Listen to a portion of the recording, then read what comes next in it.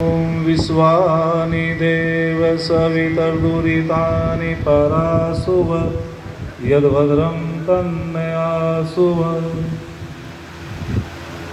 मंचासीन अध्यक्ष महोदय जी,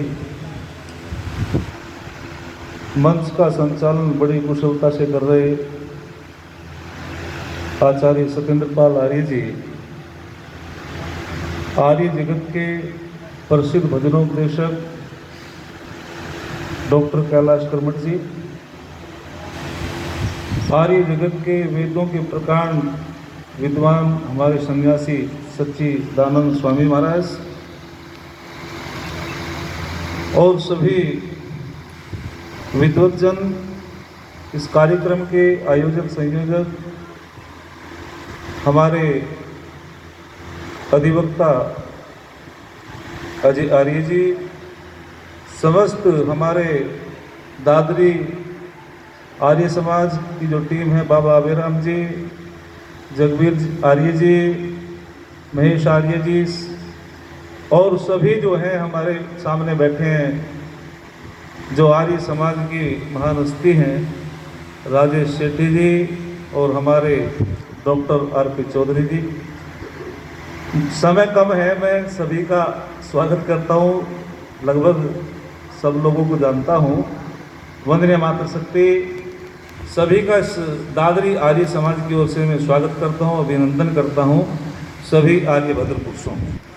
बहुत ही सुंदर कार्यक्रम हम प्रस्तुत किया स्वामी जी ने और महाशय गजराज जी ने बहुत सुंदर गीत रखा।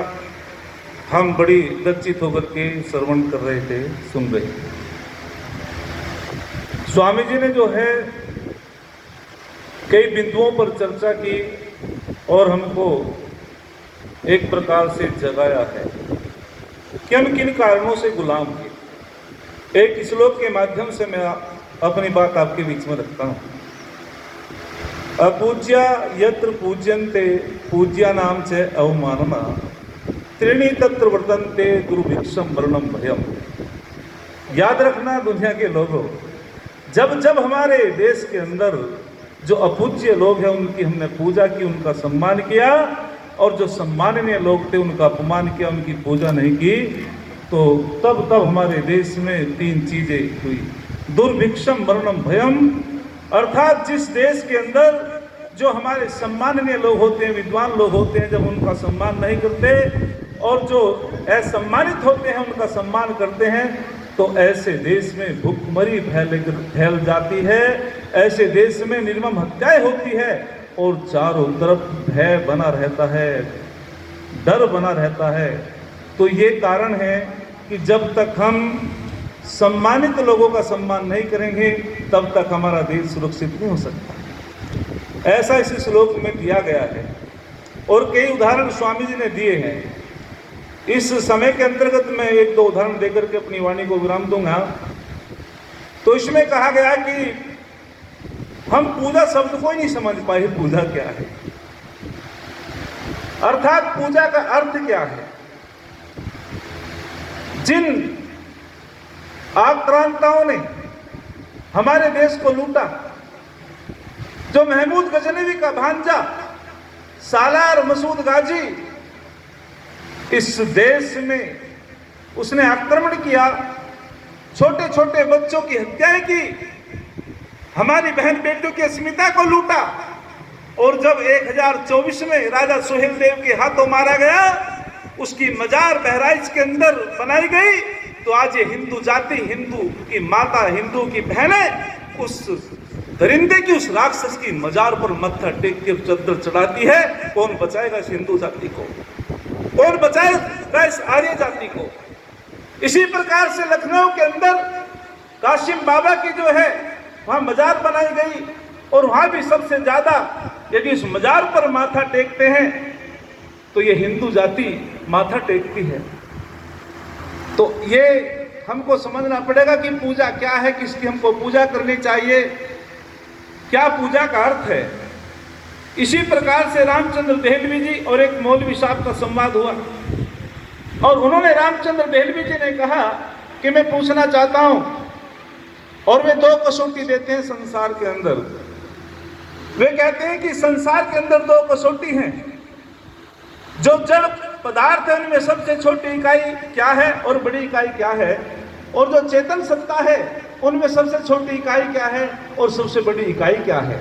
तो पंडित रामचंद्र देहलवी जी कहते हैं कि जो जड़ पदार्थ है उनमें सबसे छोटी इकाई परमाणु है, परमाणु का विभाजन नहीं हो सकता।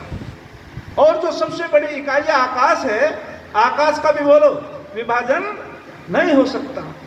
और जो चेतन सत्ता है, चेतन सत्ता में सबसे छोटी इकाई आत्मा है, आत्मा का भी विभाजन नहीं हो सकता। और जो सबसे बड़ी इकाई है परमपिता परमात्मा, परमात्मा का भी विभाजन नहीं हो सकता। ये दो कसौटी जो है हमारे रामचंद्र देहलवी जी ने प्रस्तुत की। और मौलवी साहब से जब संवाद हुआ तो उन्होंने कहा कि मैं आपसे पूछना चाहता हूँ, उन्होंने आर्य समाज और सनातन को लगभग एक जगह रखा, ईसाई धर्म और मुसलमानों को एक जगह रखा कि थोड़ा थोड़ा अंतर है। तो उन्होंने कहा कि मैं पूछना चाहता हूँ कि आप जो रुकू करते हो, सजदा करते हो, इससे क्या मतलब है। तो मौलवी साहब ने कहा कि ऐसा करने से हमारा अल्लाह खुश होता है।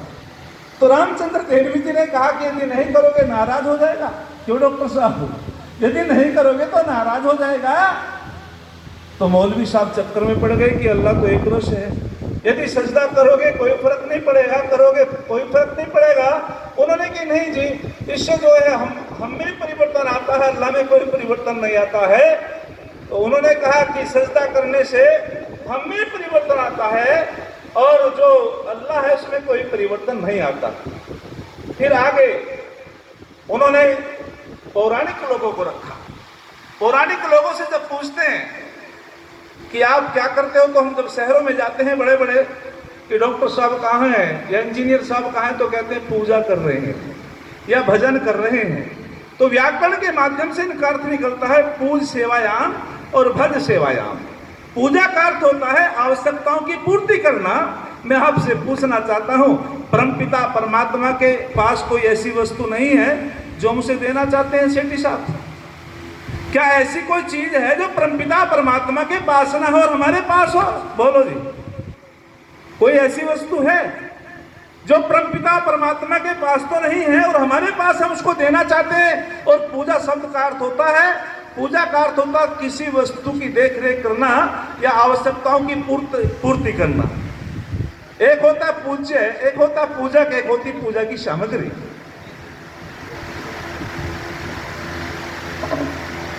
तो मौन हो जाते हैं कि परमपिता परमात्मा तो अकामा है, वेद में उसको अकामा है कहा, उसकी कोई कामना नहीं है। और किसी ने बड़ा सुंदर कहा है, लगाना भोग कुछ तुमको यह एक अपमान करना है, खिलाता है जो सब जग को उसे कैसे खिलाऊं मैं। अजब हैरान हूं भगवान तुम्हें कैसे रिझाऊं मैं, कोई वस्तु नहीं ऐसी जिसे सेवा में लाऊं मैं। जिस परमपिता, ताली बजाओ तो जोर से बजाओ, जिस परमपिता परमात्मा पिताओं का पिता है, समस्त पदार्थ का स्वामी है, हम उसको कुछ नहीं दे सकते। एक उदाहरण समझाते हैं विद्वान लोग। कुछ कहते हैं कि परमपिता परमात्मा हर आत्मा को उसका अंश मानते हैं। अंश और अंशी का यदि हम एक प्रकार से जांच करते तो पता चलता है जो गुण अंश में होता है वही अंशी में होता है। जब हम किसी अतिथि के लिए शरबत आदि या चाय बनाते हैं और 10-20 अतिथि हमारे घर आ जाते हैं, तो बाबा जी मैं आपसे निवेदन करना चाहता हूं, जब उसकी जांच करती है हमारी माता बहनें, क्या वो 10-20 कप की जांच करती है, उसमें से आधा कप निकाल करके मीठा देख लेती है? क्यों जी डॉक्टर साहब? आधे कप से पता चल जाता है ना मीठा ठीक है मीठा कम है, क्योंकि जो गुण अंश में होता है वही अंशी में होता है। ठीक उसी प्रकार से यदि आत्मा परमात्मा का अंश होता तो पंडित रामचंद्र देहलवी जी कहते हैं तो जो गुण ईश्वर में है वही गुण आत्मा के अंदर होता है। हम कहाँ भटक गए, हम अपनी पूजा पद्धति को नहीं समझ पाए। परमात्मा सर्वोच्च है तो आत्मा भी बोलो सर्वोच्च होना चाहिए था, लेकिन वो गुण तो नहीं है, आत्मा तो अल्पज है। तो आगे फिर कहते हैं हमारे पंडित रामचंद्र देहलवी जी कि पूज सेवायाम भज सेवायाम, अर्थात आवश्यकताओं की पूर्ति करना, देख रेख करना, और जो सामग्री है पूजा की, तो 3 चीज उसमें बता दी गई। परमपिता परमात्मा को तो कोई आवश्यकता नहीं है, हमारे माता पिता को आवश्यकताएं हैं, हमारी माता को भोजन की आवश्यकता है, हमने उनको भोजन दे दिया, उनकी पूजा हो गई। हमारे पिता को फलों की आवश्यकता है, हमने अपने पिताओं को फल खिलाने के लिए दे दिए, उनकी पूजा हो गई। लेकिन आज घरों में बड़ा झगड़ा है, सारे दिन बहू तुलसी सिंचे और सास एक गिलास पानी मांगे तो दांत बींचे। यानी कि जो उनकी पूजा करनी थी उनको एक गिलास पानी नहीं, जो चेतन माता है और जिसको कोई आवश्यकता नहीं है उनको हम खिला रहे हैं, पिला रहे हैं। तो हमें समझना पड़ेगा कि पूजा शब्द क्या है, और जब तक हम इस शब्द को नहीं समझेंगे तब तक निश्चित रूपेण हम आस्तिक नहीं होंगे। नास्तिक वेद निंदक है, अर्थात जो वेदों के सिद्धांत को नहीं मानता वही तो नास्तिक है। कहते हैं कि एक बार एक माता पिता अपने बच्चों को कह करके चले गए कि गाय है, इसकी पूजा करना। व्याकरण के विद्वान थे, बच्चों ने समझी नहीं, वे पौराणिक परिवारों में वे जाते थे, तो उन्होंने कहा हम 3 दिन के लिए बाहर जा रहे हैं और ये जो गाय है इसकी पूजा करना, देख रेख करना। बोले ठीक है। अब बच्चे तो देखते थे पूजा का मतलब होता है थाली सजाना, चंदन, और जो है वे चंदन लगाते थे गाय के और उसकी आरती तारते थे कि इसकी पूजा यही है, तिलक लगाते थे। 3 दिन तक यही कार्य करते रहे। जब उसके माता पिता वापिस आए तो गाय की हाल बेहाल हो गया, उसको पानी नहीं पिलाया गया, चारा नहीं दिया गया। उन्होंने कहा, वे व्याकरण के विद्वान थे, अरे तुमने गाय की पूजा नहीं की? बोले जी हमने तो दोनों समय की है। दोनों बच्चे कहने लगे हम तो प्रातः काल भी उनकी पूजा करते थे, आरती करते थे थाली सजा करके, सायंकाल भी करते थे। तब उन्होंने कहा, रे मूर्खो, गाय की पूजा थी, इसकी आवश्यकताओं की पूर्ति, इसको चारा और पानी देना था। तो इसीलिए हम पूजा शब्द को समझ नहीं पाए। जब तक हमारी पूजा पद्धति, तो समय के अंतर्गत मैं अपनी बात बताना चाहता हूँ। फिर रामचंद्र देहलवी से पूछा गया तो पूजा का सही तरीका क्या है, तो वे कहते हैं कि जो वैदिक सिद्धांत में दिया गया है वो पूजा का सही तरीका है। जैसे ठंड से आतुर व्यक्ति अग्नि की उपासना करता है और उसकी अग्नि की उपासना करने से उसका शीत दूर हो जाता है। जैसे कोई गर्मी से परेशान है व्यक्ति, वो जल का सहारा ले लेता है, उसकी गर्मी दूर हो जाती है। समस्त दुखों से बचने के लिए परमपिता परमात्मा की उपासना करना ही उत्तम भक्ति है।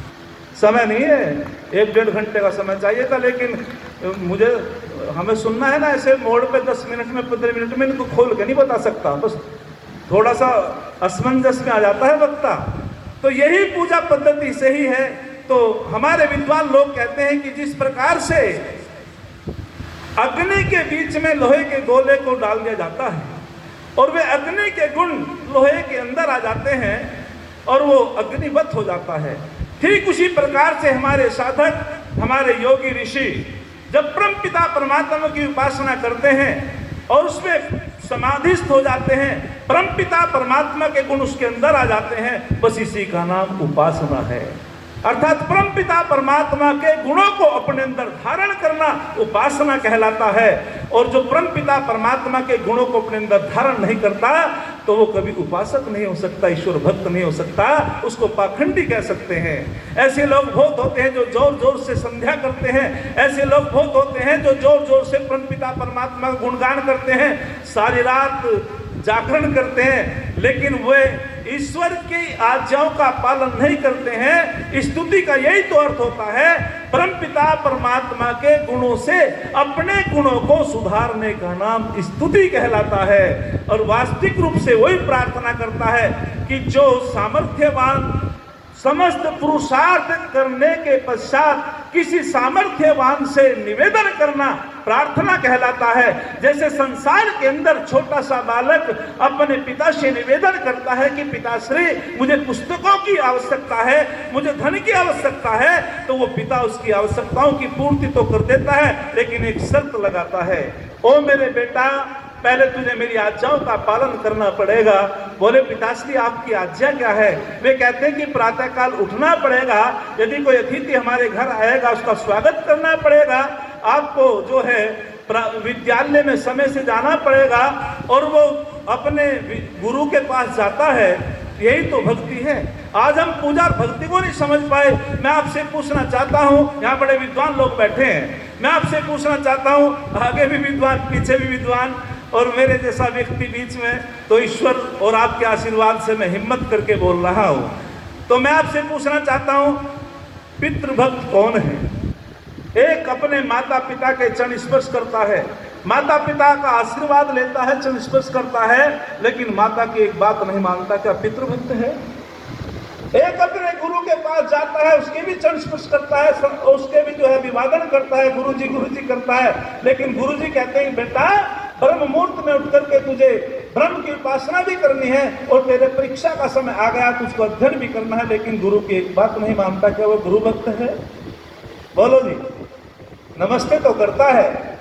और एक बेटा अपने पिता की आज्ञाओं का पालन नहीं करता और वैसे पिताजी कहता है, क्या वो पितृभक्त है? ठीक उसी प्रकार से जो परम पिता परमात्मा की आज्ञाओं का पालन नहीं करता, और ईश्वर की जो आज्ञाएं है वो वेदों में है, एक विधि आज्ञाएं है, एक निषेध आज्ञाएं है। विधि आज्ञाओं में कहा गया है हमें ये कर्म करना चाहिए, और निषेध आज्ञाओं में कहा गया है हमें ये कर्म नहीं करना चाहिए। वेद कहता है कि हमें चोरी बोलो नहीं करनी चाहिए, वेद कहता है कि हमें शराब नहीं पीनी चाहिए, वेद कहता है कि हमें दूसरे की निंदा नहीं करनी चाहिए, वेद कहता है हमें जुआ नहीं खेलना चाहिए। जो व्यक्ति वेद की आज्ञाओं का पालन नहीं करता, क्योंकि ईश्वर की आज्ञाएं तो वेदों में है, जो व्यक्ति वेद की आज्ञाओं का पालन करता है वो ईश्वर भक्त होता है, और जो व्यक्ति वेद की आज्ञाओं का पालन नहीं करेगा वो कदापि ईश्वर भक्त नहीं होगा। तो परमपिता परमात्मा का मुख्य नाम तो ओम है, यही वास्तविक वही भक्त कहलाता है, वही भक्ति कहलाती है। जैसे एक सांसारिक पिता अपने बेटे से कहता है कि ओ मेरे बेटा मेरी आज्ञाओं का पालन करना है, और जो सांसारिक बेटा अपने पिता की आज्ञाओं का पालन करता है, दौड़ करके कार्य करता है, ब्रह्मचर्य का पालन करता है, निश्चित रूपेण वो सांसारिक पिता खुश होकर के उसकी समस्त आवश्यकताओं की पूर्ति कर देता है। ठीक उसी प्रकार से जो सांसारिक बेटा अपने पिता की आज्ञाओं का उल्लंघन करता है, वो सांसारिक पिता उससे नाराज हो जाता है और वो फिर उसकी आवश्यकताओं की पूर्ति नहीं करता, नालायक कहीं का, एक बात नहीं मानता और निवेदन करता रहता है कि वो लाओ। ठीक उसी प्रकार से जो परमपिता परमात्मा की आज्ञाओं का पालन करता है वो ईश्वर भक्त होता है, और जो परमपिता परमात्मा की आज्ञाओं का पालन नहीं करेगा वो कभी ईश्वर भक्त नहीं होगा। बस यही भक्ति और यही पूजा को मैंने अपने समय के अंतर्गत थोड़ी सी बातें रखी। वास्तविक पूजा यही है, आवश्यकताओं की पूर्ति करना पूजा कहलाता है। परमपिता परमात्मा अकामा है, हम उसकी किसी भी वस्तु से पूजा नहीं कर सकते, और जो भक्ति है वेद की आज्ञाओं का पालन करना ही सच्चा भक्त कहलाता है। एक छंद कह करके मैं अपनी वाणी को विराम देता हूँ। भ्राता जी भी उत्साहवर्धन कर रहे हैं, मैं भ्राता जी का धन्यवाद करता हूँ, और भ्राता राजवीर जी भी उत्साहवर्धन कर रहे हैं, मैं धन्यवाद करता हूँ। अजय वकील साहब का भी धन्यवाद करता हूँ। एक छंद कहकर के अपनी वाणी को विराम देता हूँ। अरे लोग डूबते हैं अपने आप, अरे लोग डूबते हैं अपने आप, समुद्र को दोष देते हैं। अरे लोग डूबते हैं अपने आप, समुद्र को दोष देते हैं, मंजिल ना मिलने पर किस्मत को दोष देते हैं। अरे खुद तो संभल करके चलते नहीं, यदि लग जाए ठोकरे तो पत्थर को दोष देते हैं, यदि लग जाए ठोकरे तो पत्थर को दोष देते हैं। इति ओम सम। गुरु जी का धन्यवाद बहुत बहुत।